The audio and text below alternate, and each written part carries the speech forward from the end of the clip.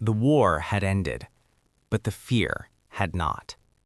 For 3 decades, the Zalaran Empire ruled the outer systems with absolute dominance. Their fleets were unmatched, their soldiers genetically engineered for perfection, and at the center of it all stood their ruler, Queen Zyra.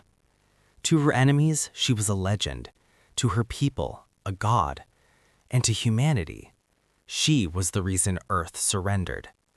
Now in the heart of the Zalaran capital ship, a massive floating fortress known as the Eclipse Throne, a gathering had been called. Not for celebration, but for judgment. Hundreds of alien generals, nobles, and war commanders filled the grand chamber, their armor gleaming under violet energy lights. At the center stood a raised platform where Queen Zyra herself sat upon a throne forged from black crystal. Her presence alone silenced the room. She was tall, almost unnaturally so, her form encased in biomechanical armor that seemed alive, pulsing faintly with a dark energy.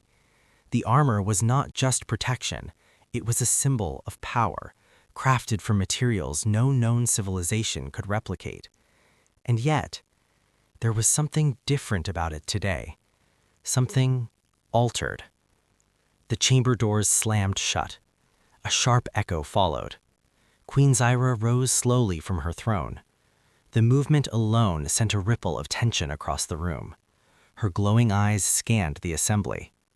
Then her voice came, cold, controlled, terrifying. "Who repaired my armor?" The words echoed like a shockwave. No one spoke. Not a single being dared to respond. Because everyone in that room knew one thing. The Queen's armor could not be repaired.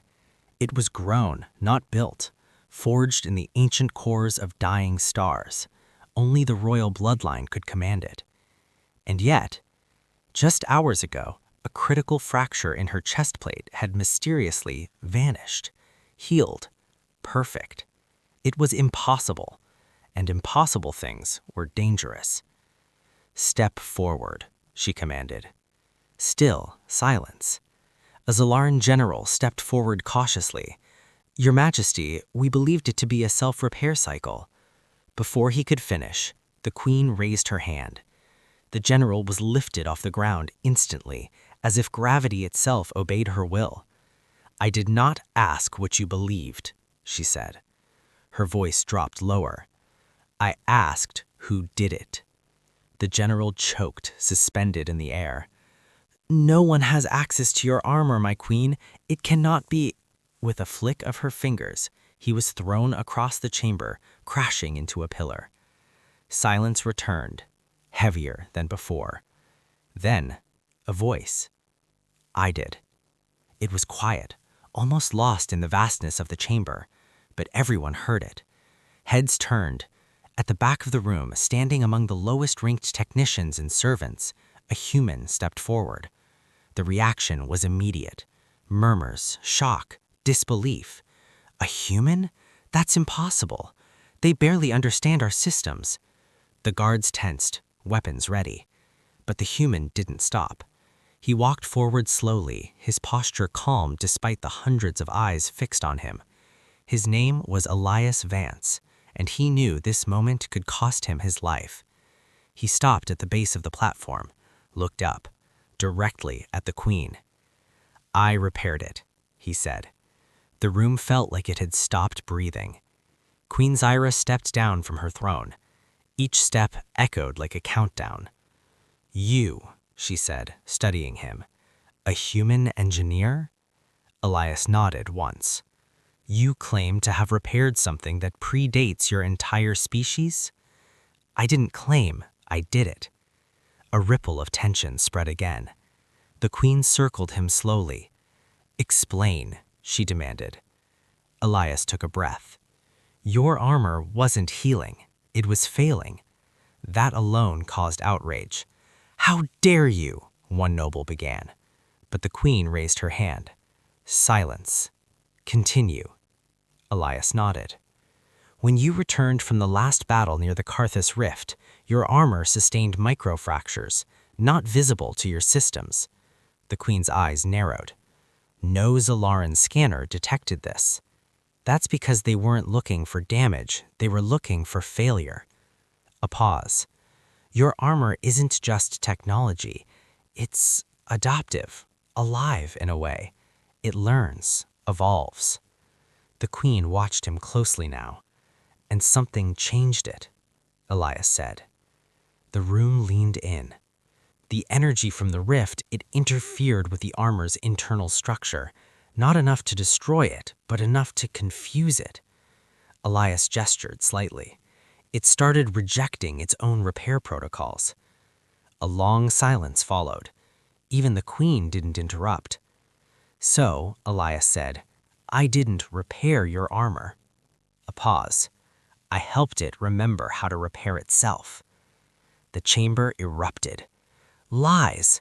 A human cannot. This is blasphemy. But the Queen said nothing.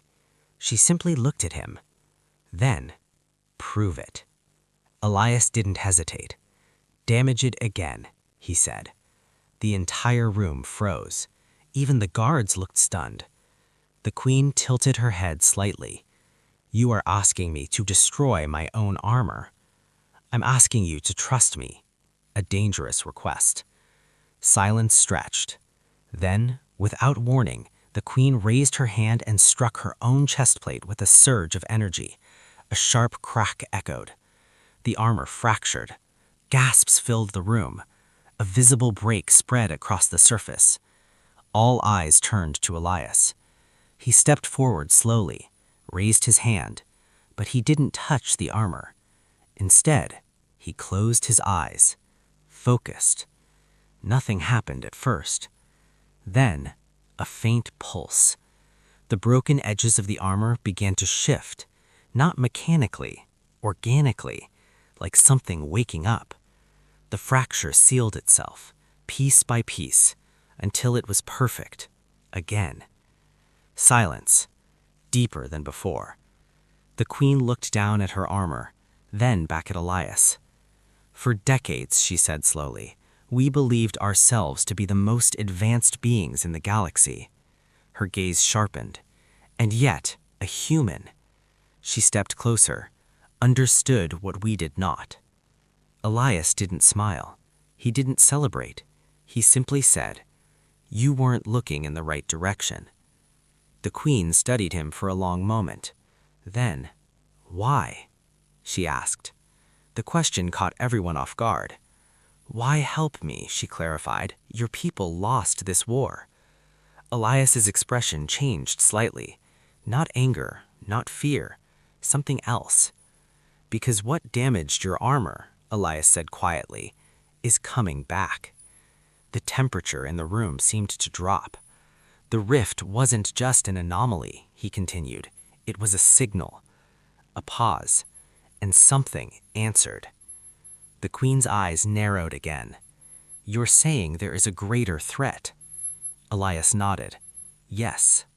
Silence. And when it comes, he said, your armor won't be enough. The words echoed like a warning. The Queen turned away, walking slowly back towards her throne.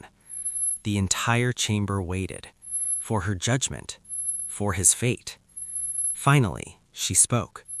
Release him. Shock rippled across the room. But Your Majesty, a general began. I said, she interrupted, her voice sharper now, release him. The guard stepped back. Elias remained still. You will not be punished, the Queen said. A pause. You will be reassigned. Elias frowned slightly. To what? The Queen turned back, her expression unreadable. To me. The room erupted again. You will serve as my engineer, she continued. You will study my armor, improve it. And when this greater threat arrives, a faint glow pulsed beneath her armor. You will stand beside me.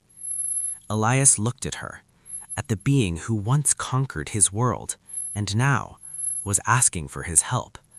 He nodded. Then we'd better start soon. The Queen almost smiled. Almost. Because deep down, she knew something the others didn't. Power wasn't about strength. It was about understanding. And for the first time, the galaxy's most powerful ruler had found someone who understood something she didn't. Because sometimes, the one who fixes the armor is the only one who knows how to survive what's coming next.